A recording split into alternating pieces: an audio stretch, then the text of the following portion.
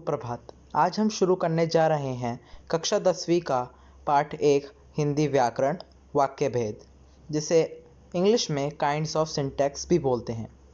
तो भाषा की मुख्य इकाई वाक्य है। इसी के द्वारा किसी भाव को पूर्ण रूप से हम व्यक्त कर सकते हैं। तो मैं ये कह सकता हूँ कि वाक्य पदों का वह व्यवस्थित समूह है जिसमें पूर्ण अर्थ देने की शक्ति है। तो वाक्य वो है जो पूर्ण अर्थ देता है, वो अधूरा नहीं होता, उसमें पूर्णतः अर्थ होता है।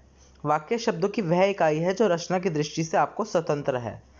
वाक्य किसी विचार, भाव या मंतव्य को पूर्णतः प्रकट करता है। अब वाक्य के लक्षण, सेंटेंसेस के फीचर क्या हैं?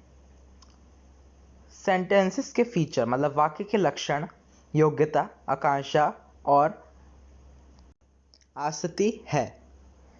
तो इसमें योग्यता का अर्थ है कि जब वाक्य में बात समझाने का पूरा अर्थ देने की योग्यता अवश्य होनी चाहिए।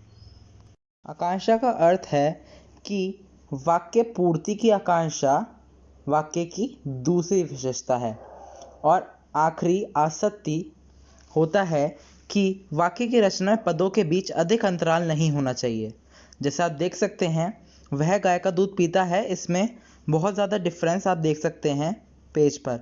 वह गाय का दूध पीता है, तो अधिक अंतराल नहीं होना चाहिए। दूसरा देख सकते हैं, नहीं पर सिर के सींग गधे होते हैं, तो यह भी सही नहीं है, इसे आसक्ति कहते हैं। अब हम पढ़ेंगे वाक्य के अंग मतलब पार्ट्स ऑफ सेंटेंस। तो वाक्य के दो अंग हैं। पहला अंग है उद्देश्य और दूसरा है विधेय। उद्देश्य देख सकते हैं वाक्य का वह अंग है जिसके बारे में कुछ कहा जाता है, और विधेय वाक्य का वह अंग है जिसमें उद्देश्य के बारे में कुछ कहा जा सकता है। तो इसे हम उदाहरण स्वरूप इसमें देख सकते हैं। जैसे धवल पुस्तक पढ़ता है, इसमें धवल की बात की जा रही थी, उद्देश्य पुस्तक पढ़ता है, ये विधेय है। आप उदाहरण भी देख सकते हैं, मेरा भाई होशियार है, तो उद्देश्य मेरा भाई, क्यों? क्योंकि उसके बारे में बात करी जा रही है। विधेय है होशियार है, क्योंकि इसमें उद्देश्य के बारे में कुछ कहा जा रहा है, इसमें मेरा भाई के बारे में कुछ किया जा रहा है, इसलिए ये विधेय है। तो यही है उद्देश्य और विधेय। उद्देश्य मतलब जिसके बारे में कुछ कहा जाता है, और विधेय जिसमें उद्देश्य के बारे में कुछ कहा जाता है। अब हम पढ़ेंगे वाक्य रचना मतलब कंस्ट्रक्शन ऑफ सेंटेंस। तो वाक्य रचना दो प्रकार से हो सकती है। पहला पदक्रम, फिर अन्वृत्ति। तो पदक्रम क्या है? वाक्य में पदक्रम का विशेष महत्व है। वाक्य में पद एक व्यवस्थित क्रम में होता है।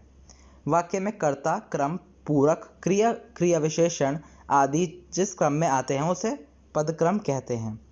जैसे मोहन सेब खाता है, मोहन कर्ता, सेब कर्म और खाता है क्रिया। अब पदक्रम की बातों को ध्यान में रखना बहुत आवश्यक है।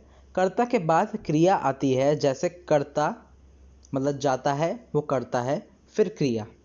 कर्म अथवा पूरक वह कर्ता और क्रिया के बीच में रहता है। लड़के यहाँ पे कर्म है और खरीदी यहाँ पे क्रिया है, तो कर्म और पूरक इनके बीच में आएंगे। अगला है, यदि वाक्य में एक कर्म और एक पूरक हो तो पूरक बाद में आता है। तो आप देख सकते हैं, कर्म है सुरेश, तो सुरेश ने रस्सी को सांप समझा, तो यहाँ पे रस्सी कर्म है और सांप पूरक है, तो ये बाद में आया है। अब नेक्स्ट है संबंधवाचक पद संबंधित विशेषण से पहले आता है। संबंधवाचक पद अर्थात यहाँ पे संबंधवाचक पद है रा, मेरा, तो संबंध में रा आता है, तो मेरा संबंधित विशेषण से पहले आता है। इसमें आप देख सकते हैं कि संबंधवाचक पद संबंधित विशेषण से पहले आ रहा है। फिर है क्रिया विशेषण का स्थान प्राय संबंधित क्रिया से पहले रहता है। क्रिया विशेषण यहाँ पर है आज, कालवाचक में देखा जाए तो वह काम कम खाता है, ये परिमाणवाचक में है। तो यहाँ पे संबंधित क्रिया से पहले क्रिया विशेषण है। संबंधित क्रिया जैसे आएगा और खाता है। समुच्चय अव्यय जिन शब्दों या वाक्यों को जोड़ता है वह उनके बीच में आते हैं। जैसे अर्जुन आ गया पर भीम चला गया। तो आप देख सकते हैं समुच्चय अव्यय यहाँ पे है पर, वो शब्द वाक्यों को जोड़ने का काम करता है और उनके बीच में आता है। यदि दो से अधिक समान शब्द या उपवाक्य हो तो और का प्रयोग अंतिम शब्द या उपवाक्य से पहले करते हैं। जैसे दिल्ली, चेन्नई और मुंबई प्रसिद्ध नगर हैं, तो यहाँ पे और का प्रयोग अंतिम शब्द या उपवाक्य से पहले किया गया है क्योंकि यहाँ पर अधिक समान शब्द हैं। संबोधन और विस्मयादिक पद प्राय वाक्य के आरंभ में आते हैं। जैसे अरे ये क्या हो गया, तो यहाँ पे विस्मयादि बोधक पहले आया है, वाक्य के आरंभ में आया है। हम कभी ये नहीं बोलते ये क्या हो गया अरे, तो अरे हमेशा वाक्य के पहले आता है। ही, केवल, तक, ये सब निपात हैं, उन्हीं वाक्यों के बारे में के बाद आते हैं जिन पर बल देना होता है। जैसे मैं घर ही गया था। अब हम पढ़ेंगे वाक्य रचना दूसरी प्रकार से कैसे होती है, जो कि अन्वयति। वाक्य में पदों की परस्पर संगति मतलब कर्ता, क्रिया और क्रम में लिंग, वचन और पुरुष का परस्पर संबंध अवनीति कहते हैं। तो इसे समझते हैं। कर्ता और क्रम की क्रिया के साथ अन्वयति। यदि कर्ता के साथ प्रसंग ने ना हो तो क्रिया का लिंग, वचन और पुरुष कर्ता के अनुसार होता है। जैसे मैं है, इसमें ने नहीं है, अपना सिर देने को तैयार हूँ। तो आप देख सकते हैं क्रिया का लिंग, वचन और पुरुष कर्ता के अनुसार है। अगर मैं है तो तैयार हूँ, लड़के हैं तो पीते हैं, तो यहाँ पे वचन पुरुष कर्ता के हिसाब से बदल रहा है। यदि कर्ता के साथ प्रसंग ने से हो और क्रम के साथ प्रसंग को ना हो तो क्रिया की अन्वयति क्रम के साथ होती है। मतलब प्रसंग में ने और से तो है पर को नहीं है, तो क्रिया की अन्वयति क्रम के साथ होगी। जैसे मैंने प्रशंसा सुनी है, तो ने है इसमें पर को नहीं है, तो जो क्रिया की अन्वयति है प्रशंसा सुनी है वो कर्म के साथ है ना, मैंने के साथ है। यदि कर्ता और क्रम के साथ प्रसंग लगे हों तो क्रिया सदा पुल्लिंग एकवचन में ही होता है। जैसे माता जी ने भैया को बुलाया है, तो इसमें ने भी है और को भी है और बुलाया है, तो ये पुल्लिंग और एकवचन है। एक से अधिक कर्ता या क्रम के साथ क्रिया की अन्वयति। यदि वाक्य में एक ही लिंग के अनेक कर्ता हो तो क्रिया उस लिंग के अनुसार बहुवचन में होता है। जैसे एक लड़का, एक चपरासी और एक कांस्टेबल, तो यहाँ पे सब एक ही लिंग में है और अनेक कर्ता हैं, तो यहाँ पे बहुवचन में बदल गया, पहुँच गए। एक ही लिंग, वचन और पुरुष के विभाजित रहित कर्ता और से जुड़े हों, जैसे श्याम और रमेश जा रहे हैं, तो ये स्त्रीलिंग बहुवचन में चेंज हो गया, क्योंकि जब एक ही लिंग, वचन और पुरुष में विभाजित रहित कर्ता और जुड़ जाता है तो बहुवचन में चेंज हो जाता है।